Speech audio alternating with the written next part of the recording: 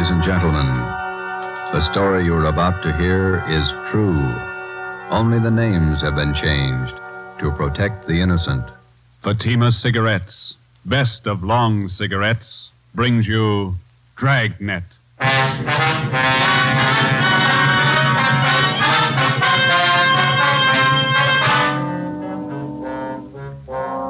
You're a detective sergeant.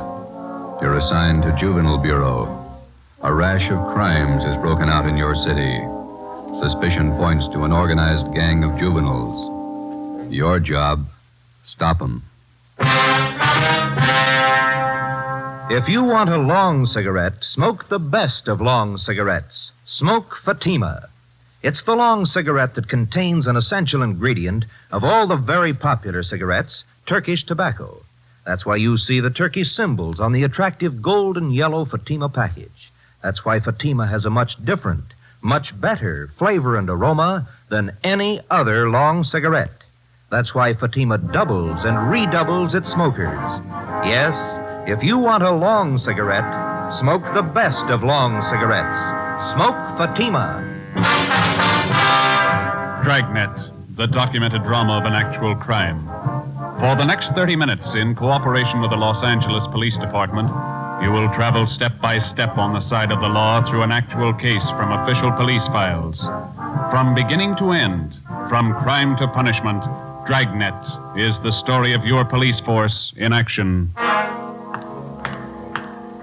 It was Sunday, March 27th. It was windy in Los Angeles. We were working the night watch out of Georgia Street Juvenile Bureau. My partner's Ben Romero. The boss is Ed Backstrand, chief of detectives. My name's Friday. I was on the way up from the Juvenile Bureau, and it was 11:25 p.m. when I got to the receiving hospital, room 5, the treatment room. Everything happens on Sunday nights, huh, Joe? Yeah. How's the kid making out, Doc? The one arm is cut up badly. Nothing fatal, though. How'd it happen? That's what I'd like to find out. Can I talk to him? If you want, don't press him, though. He's had a bad shock. All right.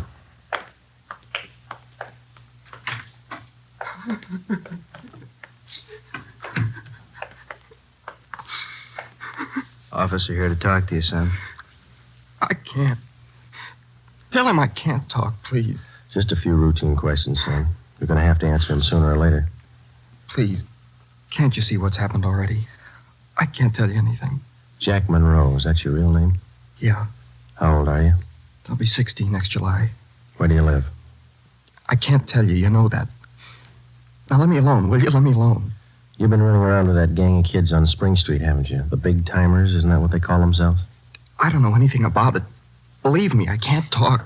You tipped us off about the burglary they were going to pull tonight. Is that where they knifed you? Look, will you believe me? I can't tell you anything. Not anything, please. He's still shaky, Joe. All right, Doc. Well, Jack, we'll talk about it later when you feel better. You see what they've done to me already? They said next time they'd kill me.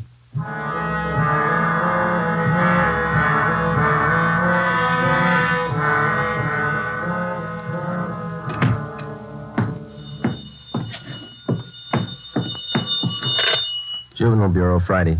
Yeah, okay, Fred. Goodbye. How'd you make out, Joe? Not very good, Ben. Captain Bowling come in yet? You checked in while you were gone. Wants to see us. Okay. The kid tell you who knifed him? No, I scared him good. He wouldn't tell me a thing. You got a line on the boy's parents, Friday? I got a hold of his father. He's on his way in. How's the boy? Bad knife wounds. Nothing fatal. You know the boy? Not till this afternoon, Captain. He tipped us off about a burglary a gang of young kids were supposed to pull tonight. Did go through? No, but 2 hours ago, this Monroe kid was found in a vacant lot down on Olympic, cut up pretty bad. The gang must have pegged him. How long is it going to take you to break that up? Well, we're just starting to get a line on him, Bob. Must be nearly 100 in that gang. And every one of them working hard. Take a look at the pin map over here. This spot here, look at it. All the jobs pulled during the last month, huh? The last 5 weeks up to date. Red tabs for burglary, must be more than 100. The robberies, green pens, count them, at least 50. And there's 5 more orange ones I added for the weekend, auto thefts. You bet those kids are working hard. We got a lead on them. That's more than we had last week. You have to push it harder. Here's the big reason. This line of pins, brown and black. Purse snatchings. Purse snatching and rape, 26 of them in the past 5 weeks. They're pretty well concentrated in one area here. That's right. Now, what's the lead you're working on? Right there on the pin map, Captain. Huh? Well, these 2 blocks here, Bob, where Franco Alley intersects Spring Street. Well, what about it? Well, it's the only clear area for a dozen blocks around. There's not a colored pin on it, you see? Yeah. Now, all the rest of the pins, the robberies, burglaries, attacks, they all seem to branch out from this same spot right here in definite patterns. Franco Alley and Spring Street. You figure that's the focal point for the gang? Well, it's got all the marks. For instance? Oh, we've been checking that neighborhood for a week. We got it narrowed down to one place. Right on the corner of Franco and Spring. What is it? It's a soda fountain. It's pretty typical. Only it stays open all night, and it gets a pretty good play from kids. It's a regular hangout, Captain. Pretty tough youngsters. None of them over 18. Who runs the place? Guy named Eddie Ramsey, small-time con man. Had a run-in with him when we worked bunco detail. I remember the name. Smart mouth. Tried to give us trouble when we talked to some kids in there last night. He's got a place set up for him in the back of the store, kind of a club room. It sounds like a good lead. What are you doing about it? Well, just a minute. Captain Bowley. Yeah? Who? Yeah, we'll be right down. The Monroe kid, his father's downstairs, cursing every one of us. What's his problem? Can't understand how his boy got into trouble. come on, Ben, let's tell him.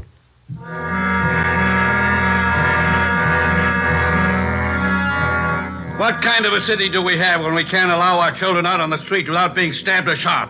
What's our great police force doing when this is going on? I'd like an answer if you got one. I demand an answer. We got an answer for you, Mr. Monroe. Will you sit down? My boy's lying in there in that hospital bed, cut to pieces. What did you do to prevent it? Tell me. You tell us, Mr. Monroe, what'd you do to prevent it? I'm no cop. That's your job. I pay my taxes and I help pay your salary. We look out for your kids, but we don't raise them. That's You your talking job. about? Just a minute, Mr. Monroe. Answer me this. How old is your son, Jack? He's 16, I think. Why? You know what he does with his spare time? Where he spends his nights? Of course I do. He's at home. Some nights he goes to the library. Then you don't know much about your son, Mr. Monroe. For the past month, 4 nights out of 5, he's been hanging around with a gang down at a soda fountain on Spring Street. He's down there as late as 2 a.m. He says he goes to the library. How do I know? I'm a busy man. Did you know that your son is mixed up with that gang? He's not mixed up with a A gang. bunch of small-time thieves, but they're growing. They started with purse snatching, breaking in parked cars, burglarizing candy stores. You don't know what you're talking Wait a about. minute, please. And then they took up robbery, stealing cars, beating up girls, women, attacking them. You're crazy. Jack's not that He's kind. part of that gang, and right now we hold all of them responsible. My boy wouldn't do anything like that. He's a member of that gang, he told us. They're the ones that knifed him tonight. That's a lie. Jack's not mixed up with anything like that. You believe anything you want, Mr. Monroe. We're going to protect your boy as much as we can, but don't expect us to raise him for you. Now, you better take a free piece of advice. You keep your advice. Jack's not in this. You can't prove he is. We're not out to prove anything right now. But you catch up with that boy of yours. Keep him off the streets before it's too late. Are you threatening me? No, sir, advising you. Next time we might meet at the morgue.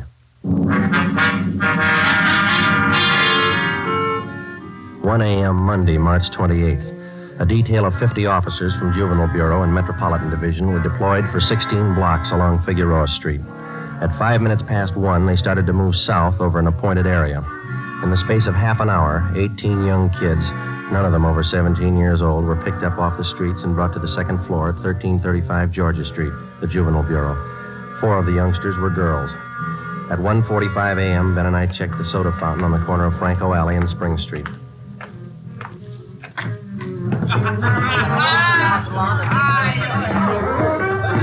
Same bunch, Joe. Business as usual. Yeah, come on. Hey, Teddy, the Bulls. They're back again. Same guys. Go back and tell Eddie. Hey, look, why do you guys have to keep tracking us, huh? You'd think we were crooks or something. You were here the last time we checked in, Teddy. You ever go home? Sure, when I'm tired. I ain't tired. What's the matter? That's your money on the table there? Sure, it's my money. You want to borrow a buck? $28. That's a lot of money for a boy your age. You keep pretty late hours, son. You have to go to school in the morning? Maybe. I can sit here, can't I? It's free country. I'm drinking coffee. You gonna make me on that? You've been drinking more than coffee. Where's your driver's license? Oh, every time the same thing. There. March 10th, 1933, 16 years old. Ah, they giving you trouble, Ted? Eddie's on his way out. What's your name? Jones. Clyde Jones. Huh, Ted? Sure. He's got money, too. Rich family. You can save the smart talk, boys. Any of your pals in the back room? What's the trouble now, Sergeant? How many times a week do we get a checkup? Go ahead, Eddie. Read them off. We told you the last time, Ramsey. Clean up your place here or we'll ride your back till you do. I told you the last time, Sergeant, there's nothing wrong with my place. It's almost 2 o'clock in the morning. You got a dozen underage kids hanging around here doing nothing. Some of them have been drinking. Schoolboys. Better to have 'em in here than hanging around outside in the street. I keep an eye on 'em. You're not the guardian, Ramsey. This time of night, they've got no business in here or on the street alone. That's your opinion, huh? That's the law, Ramsey. Now, either you shut down that back room and keep these kids out of here late at night, or we'll go after your license. You don't scare me, Sergeant. You can't prove a thing. A couple of these kids have juvenile records. They're on probation. We can tag you for contributing. You still don't scare me. Now, why don't you leave the kids alone? That's right, Eddie. Read them off. Ben, get Benson and Bell. Roger. If you won't clean up your place, Ramsey, we'll do it for you. Yeah? What are you going to do? We're pulling these boys in, all of them.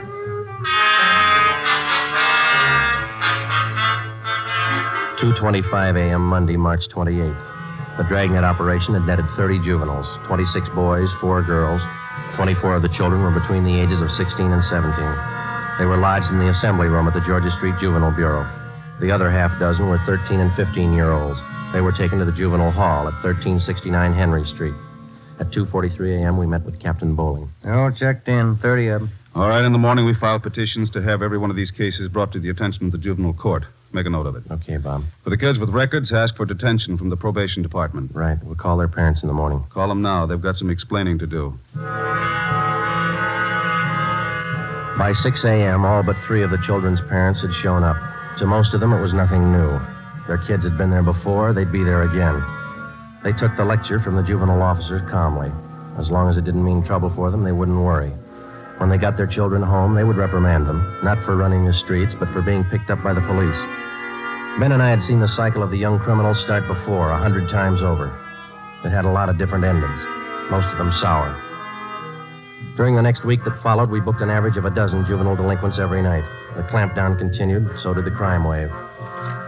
10 burglaries, 4 robberies, 8 car thefts, 6 purse snatchings, 3 assaults on women. 1 week's work. Picked up a new angle on Ramsey today, Captain. He might be fencing for the game. Who gave you the tip-off? One of our informants. Ramsey's brother lives out in the valley. He's supposed to be pushing this stuff. You check him out? Yeah, I couldn't get a thing on him. Well, it might explain what attracts the kids to that soda fountain. It explains those $20 bills the kids are flashing. They steal and rob, and then they sell the loot to Ramsey for nothing. Now, another thing. Ramsey keeps his place open all night, and there's no reason to. He doesn't get that much trade. It's only from the young gang that hangs around there. You questioned the kids. How do they account for having all that money? Well, most of them say Ramsey lends it to them. They say they pay him back a little at a time. I think he's fencing for the kids. You tried to get his license? No luck, Captain. We can't prove a thing against him. Then we'll do it the hard way. Sweat it out. That night, we drove out to Ramsey's soda fountain and asked him again to clean up his place, to keep the young kids out after 10 o'clock at night, to stop lending them money. He refused. There was nothing we could do. His business was a public place. He could not be held responsible for any of his patrons. In the next 10 days that followed, Ben and I haunted the sidewalk outside the soda fountain. We questioned every youngster as they entered and left. We made more than a dozen arrests. Many of the kids had been drinking heavily. We found some of them under the influence of narcotics. But Ramsey was still in the clear. The crime wave continued sporadically. Ben and I waited for our chance. It was a long time coming. Thursday, April 14th. We had dinner at Johnny Cokin's place, and it was 10:35 p.m. when we checked back in at the office.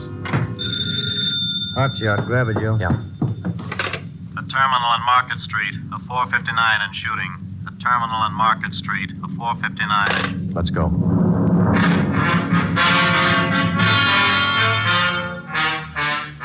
He was approximately 5 feet 4 inches tall, 125 pounds, brown hair, brown eyes, slight build, fair complexion. He was wearing blue jeans and a corduroy jacket. We found him between a row of packing cases at the rear of the warehouse at Terminal and Market Streets. There was a single bullet hole in his forehead just above the left eye. There was a .38 revolver near his right hand. The watchman told us how it happened. He broke in the back of the warehouse, Sergeant. He wanted to shoot it out with me. Here's his ID card. Fell out of his pocket. Teddy Cameron, age 15. Dear God. A kid. I didn't know, Sergeant. He didn't either. He thought he was grown up.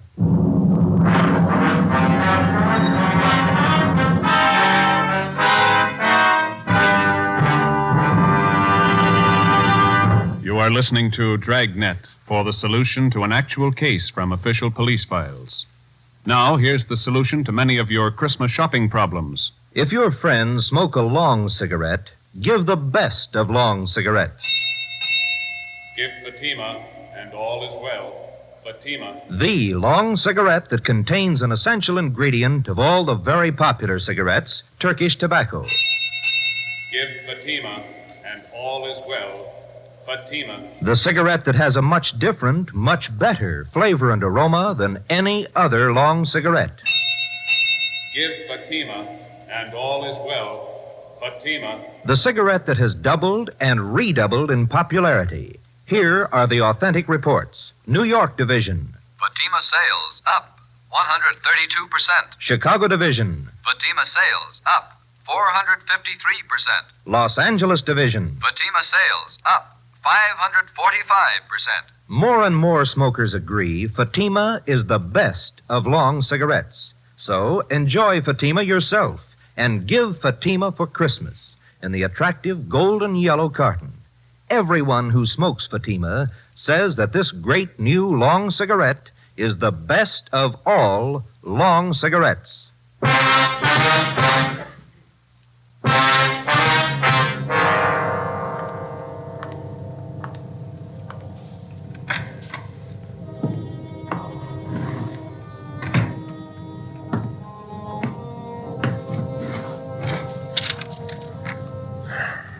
Los Angeles Police Department, Form 311, dead body report.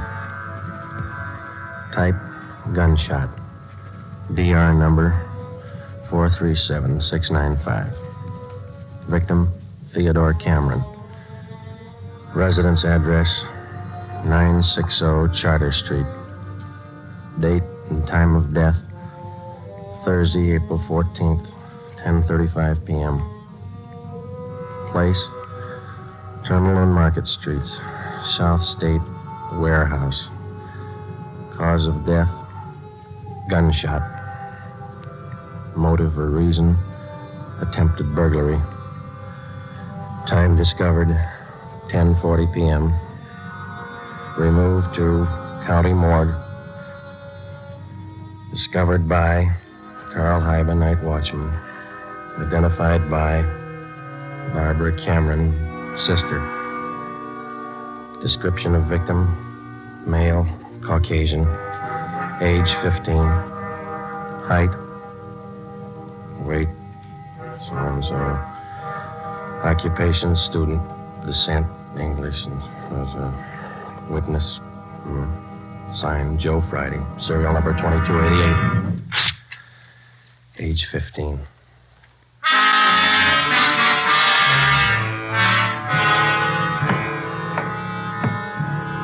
Ready, Joe? And Cameron boy's sister. She's waiting in the next room. Yeah, let's go. She taking it hard? Yeah. Morning, Miss Cameron. Good morning. We won't keep you long. Just a few routine questions. Yes, all right. Miss Cameron, how many are there in your family? There were three of us. Teddy, Mike, and me. Mother and father are dead. I work. Teddy and Mike go to school. Mike does. How old is your brother Mike, Miss Cameron? He's 14. You're the sole support of your two brothers. Yes. Do you have any idea who the boys were your brother Ted used to run around with? I don't know them by name. I remember seeing a couple of them once or twice. Mike would know, I think. He and Ted were pretty close, brothers. Do you know if Ted mixed with a gang of kids down on Spring Street? Maybe Mike would know that. Sergeant Teddy wasn't a bad boy. He wasn't a bum. None of us are. I tried to raise the boys like Ma told me. It wasn't easy. We made out. Yes, I understand, Miss Cameron. My salary didn't have too much, but we got by. Yeah. I figured on getting married. I'm 31. It'd be good for the boys, especially Teddy. He's dead, isn't he? Yeah. I couldn't be in two places at once. Hold a job and watch the kids.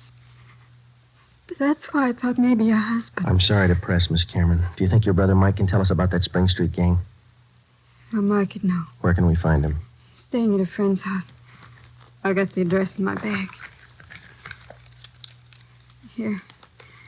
That's 2514. I don't write numbers too well. Thank you, Miss Cameron. You've been very helpful. I'll get somebody to drive you home. Or do I have to go? Would it be all right if I just sit here for a while? That's all right. I'm tired. Real tired. 2514 West Serrano Street. That was the address Barbara Cameron had given us. It was the home of Mr. and Mrs. Jean Brewer, high school friends of the dead boy's sister. We talked to Mike Cameron. He told us that his brother Teddy had been running around with a gang down on Spring Street. He identified Ramsey Soda Fountain as the hangout. It was 2:25 p.m. when we got back to Georgia Street Juvenile Bureau. I got it. Juvenile Bureau, Romero. Yeah, hold on, I'll call him. You, Joe. Thanks.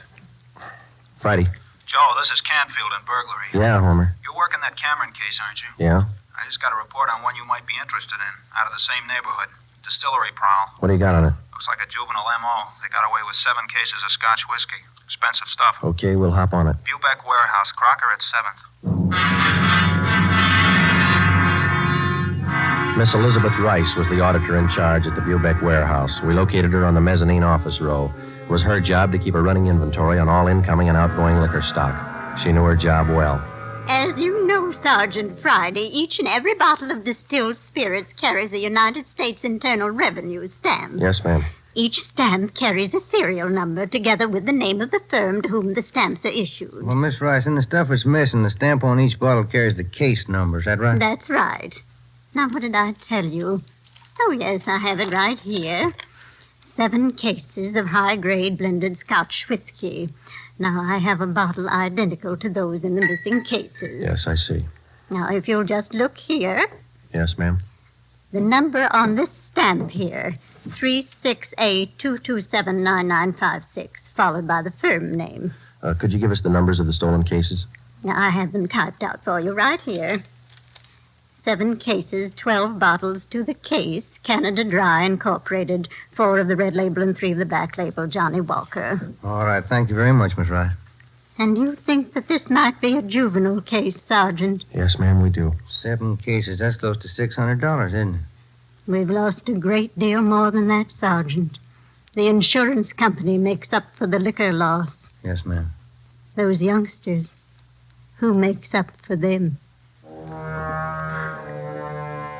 Ben and I left the Bubeck Warehouse with a list of serial numbers of the 7 cases of stolen liquor.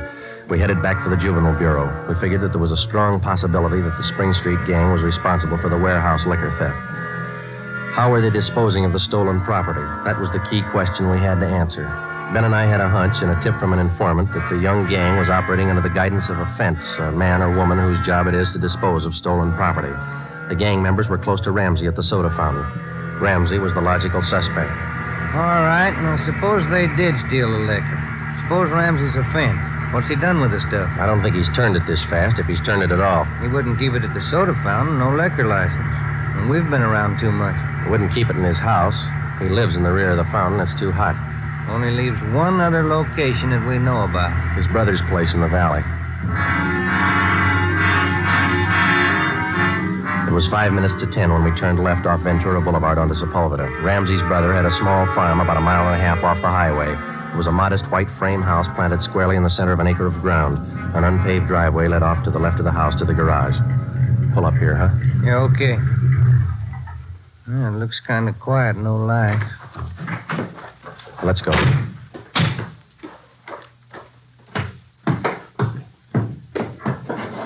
Mud sticks to everything. Now, where's the doorbell? Oh, here it is. You got your flashlight? Yeah, what? Here's a note somebody left. Oh, it's on the bum again. Here, I'll strike a match. Okay. Can you hold it a little closer? Can you read it? Yeah. Harry, wife and I have gone to the drive-in theater. Before you put the truck away, get 3... Can you hold that match closer? Oh, now, wait a minute. Yeah. Get 3 cases out of the garage and take them into town. Ed is waiting. Please try to make it by 11:30 tonight. Let's see. It's signed George. The address is here. And there's the garage. Yeah, come on. 3 cases. Could be eggs, Joe. If it is, we wasted a trip.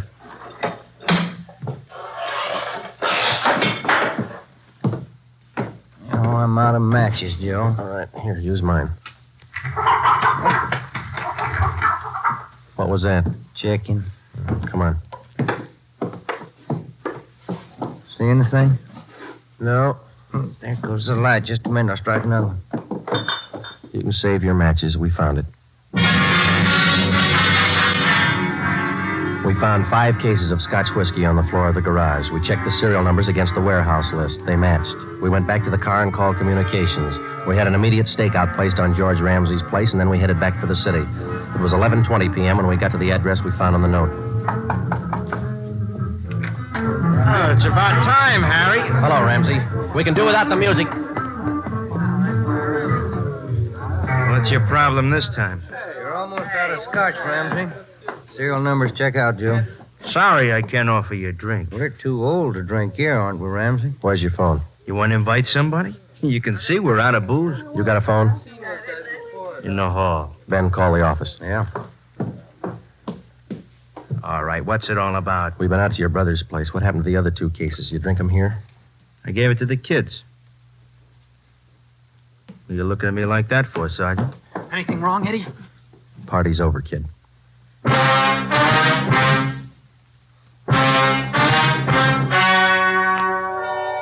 The story you have just heard was true. Only the names were changed to protect the innocent. On June 5th, 1949, trial was held in Superior Court, Department 74, City and County of Los Angeles, State of California. In a moment, the results of that trial. Earlier tonight, you heard the reports of amazing increases in Fatima smokers from New York to Los Angeles.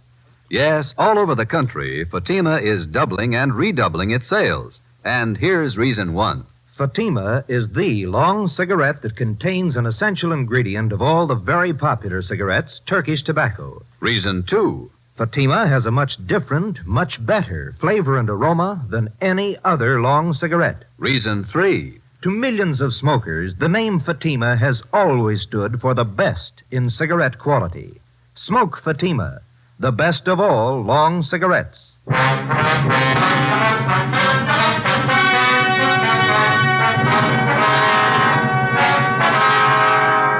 Edward and George Ramsey were tried and convicted in Superior Court of receiving stolen property. After serving their terms as prescribed by law in the state penitentiary, they will be returned to the county jail where they will serve a 1-year term for contributing to the delinquency of minors. You have just heard Dragnet, a new series of authentic cases from official files. Technical advice for Dragnet comes from the Office of Acting Chief of Police, W.A. Wharton, Los Angeles Police Department. Honoring the city of Greenwich, state of Connecticut, and the men who make up the Greenwich Police Department, another of America's great law enforcement agencies. One of these men, Chief John M. Gleason, FBI National Police Academy graduate, who dedicates his life to making yours more secure. Fatima Cigarettes, the best of long cigarettes, has brought you Dragnet from Los Angeles.